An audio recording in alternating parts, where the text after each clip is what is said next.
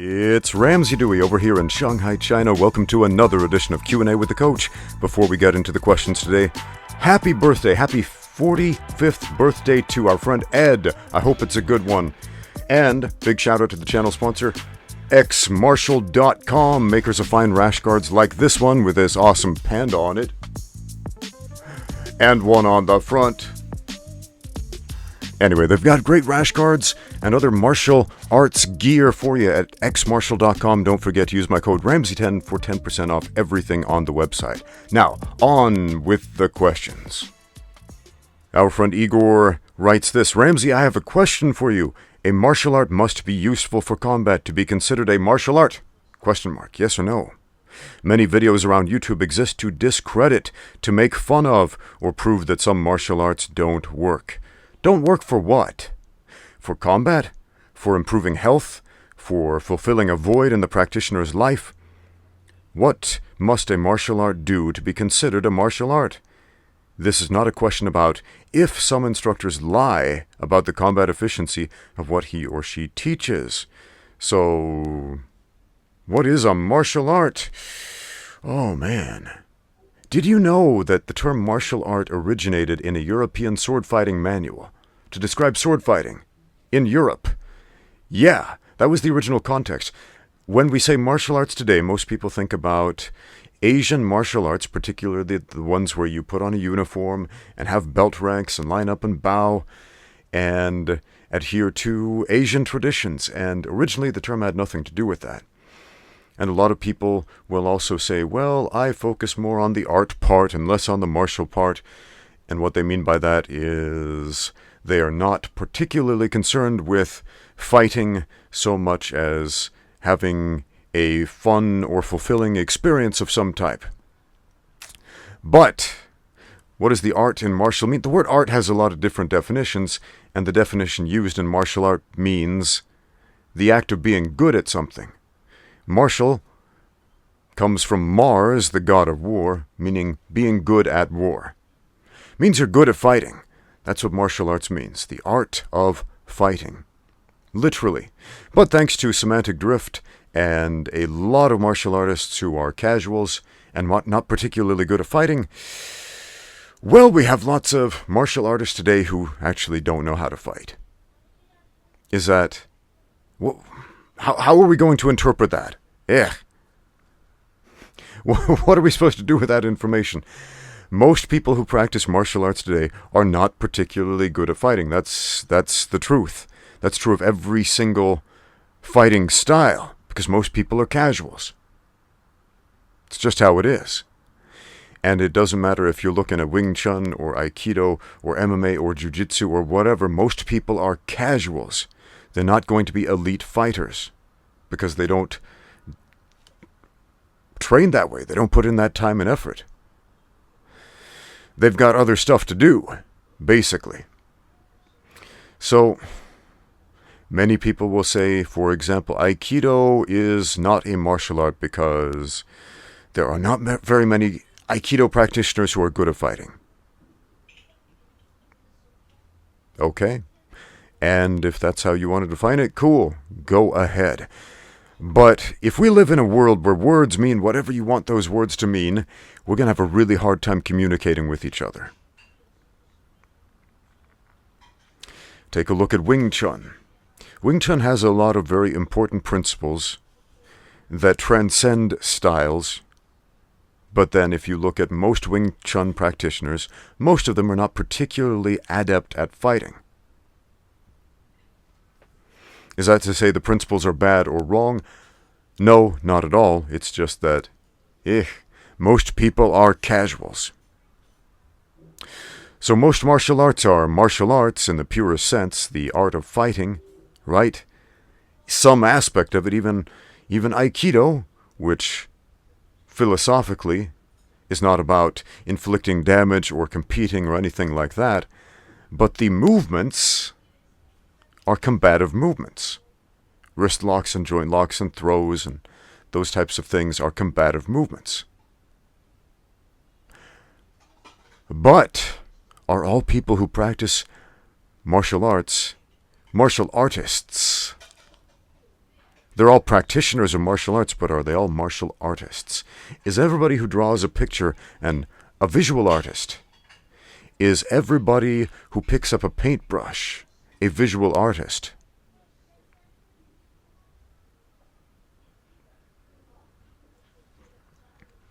You decide. Ramen Yoga wants to know this. What are your thoughts on gymnastics and hand balancing skills? In your opinion, does this help the martial artist move more efficiently? Back walkovers, front walkovers, bridges, etc. Do these things help? Yeah, absolutely. One thing I've been thinking about a lot lately is how to train adults in particular who have never done any type of sport. And a lot of people are in this boat.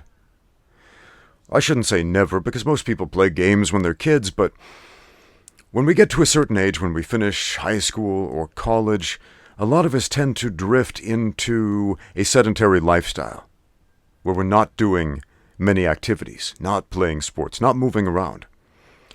And so many of us find ourselves strangers to our own bodies, and strangers to the ways in which the body can move.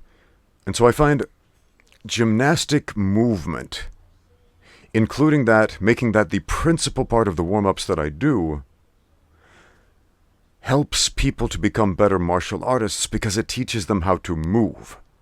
Because that's what most people seem to be lacking, especially people learning martial arts as adults. This is really true for children as well. But people who spent most of their lives, or a significant portion of their lives, without athletic movement, they need to learn how to move first. They need to learn to be athletic first, before they'll be any good at martial arts. Martial arts is not simply a matter of learning the movements of techniques. It's not. You have to learn to be an athlete. You have to learn to control your own body, so that instead of fighting two people in a fight, your opponent and your own body, you're just fighting that one. But yeah, so many of us living these sedentary lifestyles just absolutely struggle with the most fundamental things and tend to be very, very low in kinesthetic bodily intelligence. Because so many of us have zero awareness of how our bodies even work, and how to use them, and how to control them. Gymnastics will contribute a lot to your athletic attributes, your balance, coordination, control, etc., strength, which are all great attributes for fighters. But learning gymnastic movement first, in a very real way, preps you to learn how to fight. Next. We have a lot of questions about Shin conditioning. One of you sent me a link to a video where there was this big bodybuilder guy who went into Stephen Wonderboy Thompson's gym to do some extreme Shin conditioning. Now, this was not on Stephen Wonderboy Thompson's channel. He was just in the video. And this is not a how-to video. It got a lot of clicks. The whole purpose of the video was to create something extreme to generate a lot of clicks, to get a lot of views. And it worked. But again, it's not a how-to manual. So the question was, is this a good way to condition your shins? No, the guy was slamming his shins into tires and all of this stuff that someone, especially someone starting out, should never do. Now, if you look at Wonderboy's actual channel, he has an excellent video on conditioning your shins. And the brunt of it is simply kicking a heavy bag. Yeah, I know, that's a pretty boring answer. It's not like smacking your legs and all this stuff. I think Stephen does some of that stuff. It's pretty traditional in American karate schools to like roll your shins with sticks and things like that. I think Stephen Wonderboy Thompson does some of that. But the main brunt of his video, and what I would recommend to you, is just kick the bag. And I'll tell you why that's so much more important than rolling your shins or trying to cause nerve damage. Because kicking the bag not only will increase the density of your bones and, decrease the sensitivity of your shins, it will make you better at kicking. it will make you a better athlete. It will train the rest of you to kick and to kick well. It will improve your technique. It will improve your power. It will improve all your athletic attributes along with making your shins tougher.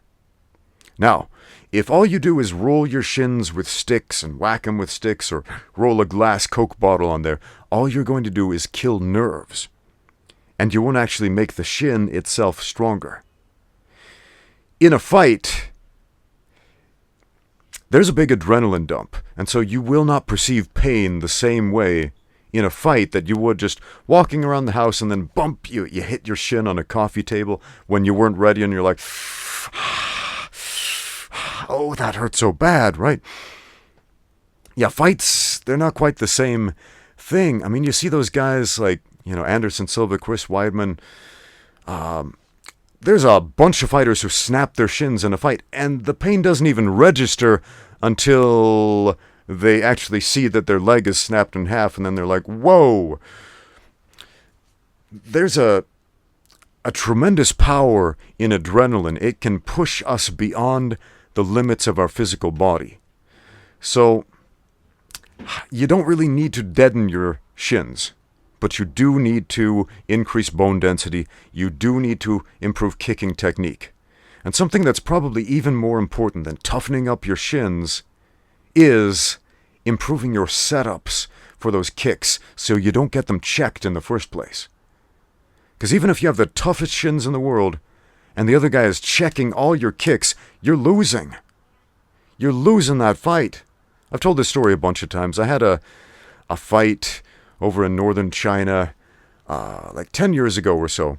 And I'm fighting this local Chinese dude. He's a big, strong guy. But I felt like my shins were a lot stronger than his. I threw a kick and he checked it and it was like, nah, that's nothing. I'm just going to wear him down. So I didn't really set up my kicks and I just kept throwing kick after kick after kick and he kept checking them all. But again, there's that adrenaline dump. We don't perceive pain the same way. And he probably checked like 40 of my kicks. And I felt totally fine until a couple hours after the fight where it felt like my leg was broken. It wasn't. It was just really banged up.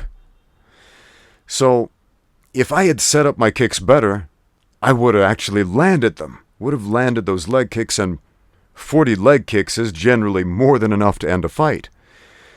So it's probably more important to invest time into your setups and your kicking technique than just hammering your shins and trying to make them tough. Our next question comes from Fluffy Zergling, who says, I train at a Muay Thai school and also cross-train at a BJJ school across town. The Muay Thai school recently started to offer BJJ classes with a purple belt instructor. The BJJ school I go to is black belt taught.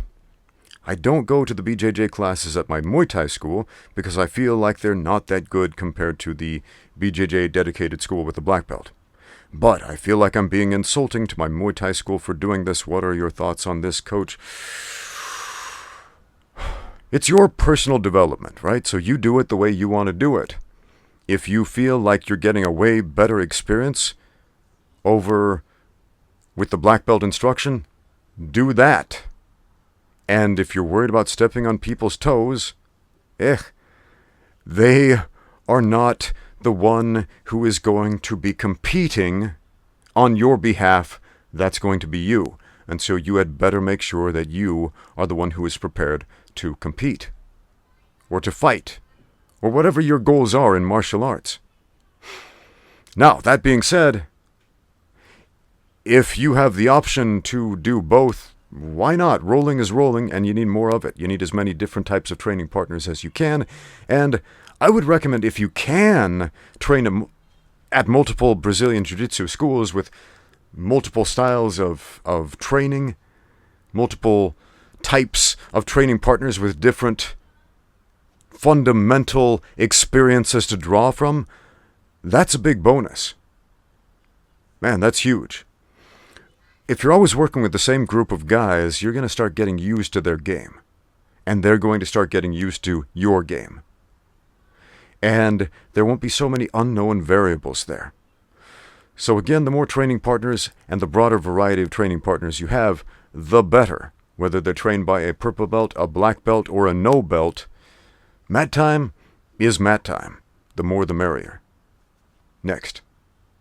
Our next question comes from Amar, who says, well, let me summarize. It's a pretty long question. Like many of you, he's been stuck at home during this pandemic, unable to train. Right before the pandemic hit, he just started to get interested in martial arts and then has not been able to train ever since. So he has a few questions. Any tips on emulating sparring alone? The best you can do is shadowboxing. Shadowboxing is probably the second most important thing you can do for fight training, as far as striking goes. As far as grappling, shadow wrestling. Same concept, just with grappling instead of striking. But you need the context of experience to get the most out of either of those activities. Because otherwise, you'll just be working up a sweat. So, if you have very limited experience with fighting, with sparring, with training, another thing you can do to get some visualization cues is watch fights. Watch a fight or a portion of a fight every day. Watch it analytically. And when you shadow box, shadow wrestle, shadow spar, etc., visualize some of the movements that you saw in the fight and want to emulate. That can be helpful. Is it a valid replacement for sparring? No, but it's about the best you're going to be able to do by yourself. You have to accept the fact that there is a very limited amount of progress that you're going to be able to make by yourself. Do you remember those old Hong Kong kung fu movies where they had some ancient wise kung fu master who would retire to a mountaintop to train by himself for many years, and then the hero would come up to the top of the mountain to seek the wise master, and the wise master was just so incredibly good at fighting, he was untouchable. Here's why I think that's a very stupid TV trope. It's a very stupid movie trope. Because if you're sitting on top of a mountain by yourself for many years, unable to train with any other actual humans, you're not going to be any good at fighting actual humans.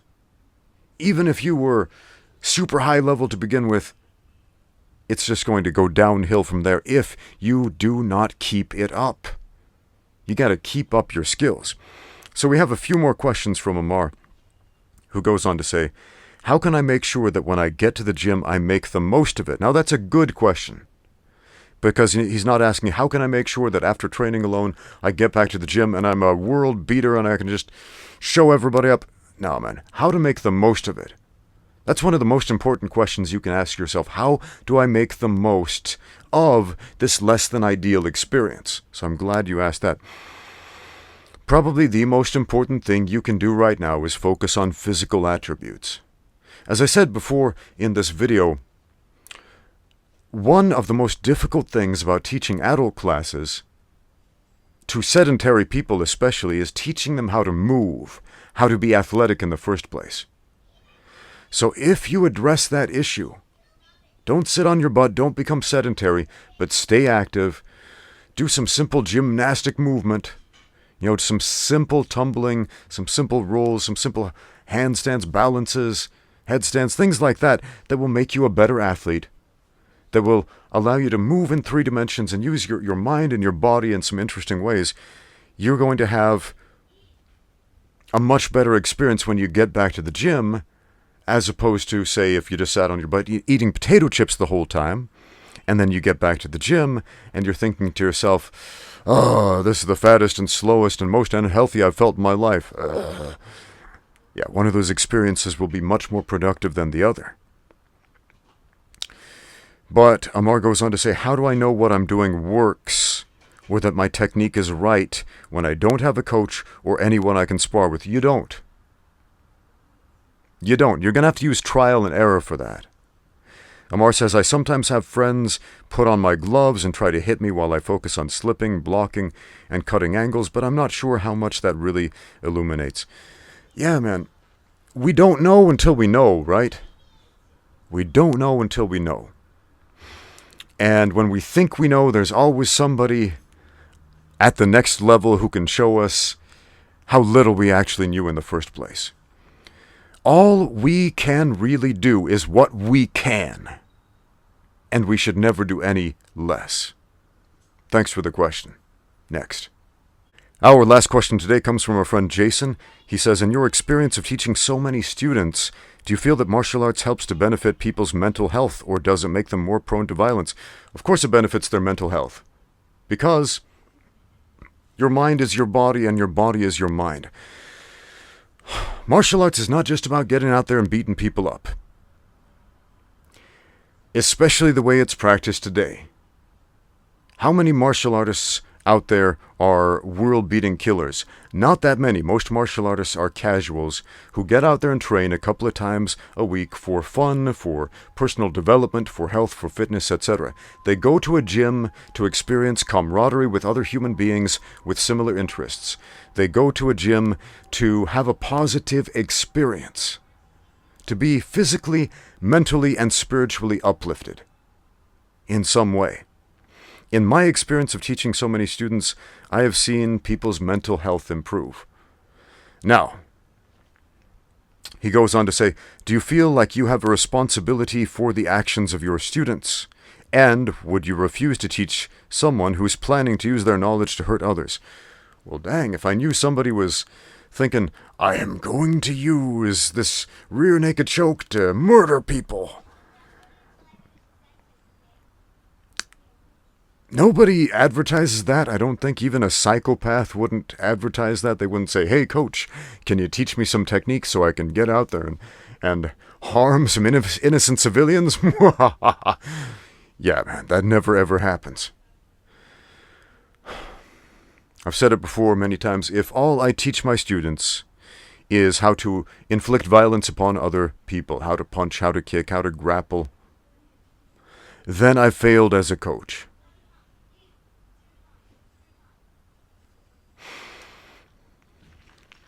There is a rule in the Unified Rules of Mixed Martial Arts that reads as follows: no unsportsmanlike conduct. And that rule, it's not well defined. It's kind of up to the referee's discretion to decide, is this fighter being so unsportsmanlike that I should give him a warning or deduct points or disqualify him? But as a general rule for life, no unsportsmanlike conduct. That's a pretty good take-home, not just for the cage, but for your personal life as well. So that is a value that I try to instill in my students. No unsportsmanlike conduct.